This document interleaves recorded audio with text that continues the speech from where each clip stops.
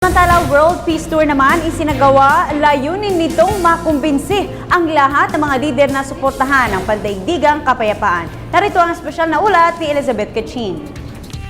Dahil sa hangaring magkaroon ng pandaigdigang kapayapaan, isang World Peace Tour ang isinagawa ng ang Heavenly Culture World Peace and Restoration of Light na pinangunahan ng kanilang chairman na si Man Healy.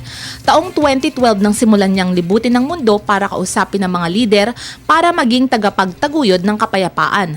Buwan ng Marso nitong taon, ang Latin America ang kanyang tinungo. Noong Abril ng kasalukuyang taon, nang puntahan ni Lee ang Guatemala. Naglagak siya ng puting rosa sa Palm of Peace kung saan dito rin nagpunta noong 2011 ang UN Secretary General na si Ban Ki-moon. Sa tuwa naman ng Guatemalan government ay binigyan nila ng testimonial ang Korean Peace Advocate.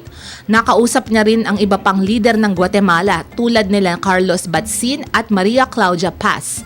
Ang vice-presidente naman ng Peru na si Marisol Espinosa ang kanyang nakausap sa pagbisita niya doon. Isang talakayan din ang naganap sa pagitan ni Lee at ng dating presidente ng mga bansang Guatemala, Colombia at Chile na si Alvaro Caballeros, Belisario Betancor at Ricardo Lagos. Ang kilalang producer mula sa France na si Yann Arthus Bertrand ay nagpakita ng paghanga sa adhikain ni Lee.